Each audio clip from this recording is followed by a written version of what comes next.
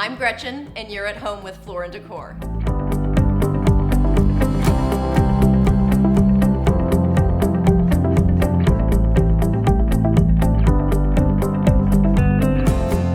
I work in the decorative department at Floor Decor. We have been living here in a suburb of Atlanta for 18 years. People always ask me how I do my job and not want to redo my house all the time, and I always tell them, no, I absolutely want to redo my house all the time. And with the pandemic and not traveling as much, being home more, it really gave me an opportunity to do something that I wanted to start for a long time. Before the renovation, this home was very traditional, had very dark reddish floors, and overall had a darker, cozier feel than it has now.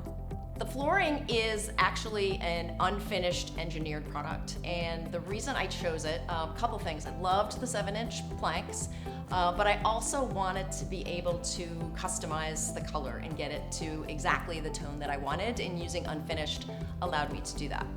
One of the decisions that we had to make when we put the floor down was which direction to run the floor. In the foyer, we decided to do a pattern.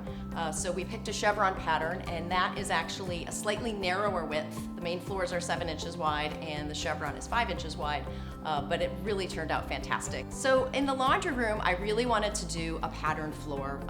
Pattern's been trending for a while, and I happen to love it. I chose a 5x5 white tile that's got some tonal variation to it, and also leans into kind of the handmade trend that is really becoming more and more popular. So in the guest bathroom, I really wanted a classic pattern on the floor. So I chose a marble concentric hexagon pattern, something that's been around forever and ever, and then chose a really soft 3x12 tile for the shower to complement that. So in the other bathroom, we decided to do a horizontal stack, which makes it just a little bit more contemporary and updated, and I think will stand the test of time a little bit longer.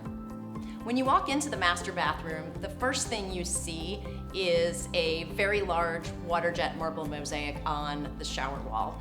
And we chose that really to be kind of the statement piece in what was a shower tub combo that we pulled out and turned into a giant walk-in shower.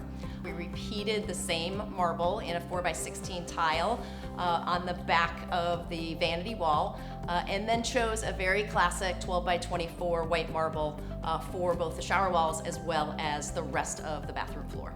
So we used Floor Decor products throughout this project, and it was actually really a very easy process. We have such a broad selection really across all of our materials that we really had no trouble pulling this project together with Floor Decor. To get started, schedule a free design appointment.